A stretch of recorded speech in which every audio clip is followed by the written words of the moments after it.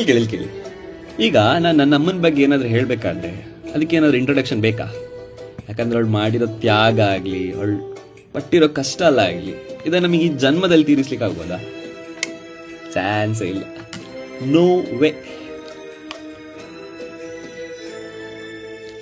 ಪದಗಳಿಗೆ ಸಿಗದ ಗುಣದವಳು, ಬರೆಯುವುದು ಹೇಗೆ ಇತಿಹಾಸ, ಬದುಕುವುದ ಕಲಿಸೋ ಗುರು ಇವಳು, ನರಳುವಳು ಹೇಗೋ ನವಮಾಸ, ಗಂಗೆ ತುಂಗೆಗಿಂತ ಪಾವನಳು, ಬೀಸೋ ಗಾಳಿಗಿಂತ ತಂಪಿವಳು, ಜಗಕ್ಕೂಗೋ ಜನರೇ ಜೀವದ ಜೀವತಾಯಿ, ಬ್ರಹ್ಮ ವಿಷ್ಣು ಶಿವ ಎದೆ ಹಾಲು ಕುಡಿದರು.